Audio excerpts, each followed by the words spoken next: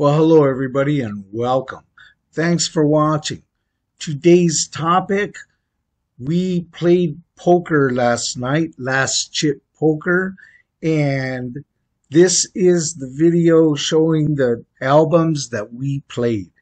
Now, last chip poker is the poker group buddies that I've played with for going something like 20 years. Until right before the pandemic hit, we played once a month, every month in and month out, pretty much. Never missed it. The boys' poker night. It was our poker club. Check it out. It was a trip because last night, that's our logo. We had t-shirts made. This was years ago. I don't know. 10 years ago, maybe. Anyway, just to give that background, we're all very close friends and brothers, and this was the first game this year. We don't play as often anymore. And a little bit of it was because of the crappy rain every weekend weather that we had recently. So that's passed, and we got our game on last night, and it was great. And there was a million of us. The old veteranos came out from underground. And that's how, like, the old t-shirt showed up. There was even 3 t-shirts at the game. So trip on that, right? Anyway, Leo, the DJ, is one of our regular players who goes way, way back. And our game has evolved to where we play albums. We play albums while we're playing poker. And Leo has become the de facto DJ. And he comes and he curates the albums that we're going to listen to. He pulls the albums from my collection, you know. So I know I'm going to like them all because these are already my albums. So I figured a little bit of a tribute to Leo. And let's archive his great curation because let me tell you, the man knows how to spin a good mix of music for a poker night. Here we go. This is what we opened with last night. This was eating, pre-poker, eating, gathering, talking. How are you? Long time no see. Keith Richards, Main Offender. Great solo album. I'm going to be going with Leo to the Stones concert at SoFi. So that's coming up. So Leo kicked us off with Keith Richards, solo. Next, how about a punk rock classic? All right.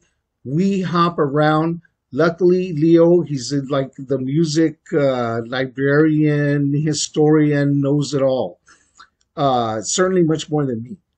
And so, but he knows his music and he knows his stuff. And luckily his variety musical ear is varied enough that we get a good mix.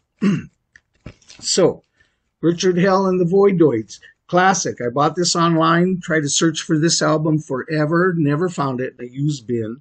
And so I just broke the ice and said, what the hell, I'll buy it. Remastered in 2017, limited edition, blue vinyl. Those kind of things also made me buy it. So it's a blue vinyl album. Oh, here it is. Look. There you go. So that's what we played next. What else did we hear next? A pull from the Robin Trower library. If you look at the Robin Trower best of albums ranked by his fans, this comes out somewhere in the middle, which I guess is about right. That's about good placement for that. It's not the top 3, certainly not for me, but it's good. It's Robin Trower. He's rarely ever bad. So good album. We heard this one. And it's a good way to hear a little bit of the off. You don't hear the same old Robin Trower albums over and over, right? Then we heard The Cars, straight out of the 80s, Heartbeat City, one of my favorite albums of The Cars. And I even disliked the fact that they started going synth pop and left the guitar behind and left rock and roll behind. That was the writer's interest in music, right? That was his muse. But for their synth pop era, this is my favorite album of theirs. Heartbeat City, I love the title track. I love all the cuts on here. Oh, Jackie. Next, in honor of the great Dickie Betts, who recently passed on, how can we not play a tribute LP? And so we have another classic. Live at the Fillmore East, the Allman Brothers. And Dickie Betts playing us all off into the universe. All right, so we heard that. We heard a lot of albums. We got a few more. I can't even talk that long about each album because we'd have another 20-minute video. But here we go. Then Leo the DJ takes us all the way back to early rock and roll. Another great classic album, The Animals. Very good album. Then we heard one of the Kings. Leo and I mentioned as the album was playing, about, I love this album because Leo sits next to me when we play poker. So I lean over and go, oh yeah, good choice, dude. And we both mentioned that we love this album so much. And we both had said that this had our favorite Bowie cut. Do you know what that one is? I hear 1,000 mandolins. Wild is the wind. It's a fantastic video also that goes along with it if you've never seen it. Okay, and Supertramp. Wow, wow, wow. With School early in the morning.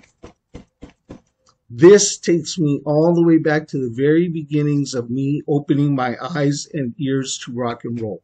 And we used to party. I used to work at UPS and work the late shift. And we would get off every Friday night like clockwork outside the Soto Hub. There's nobody there.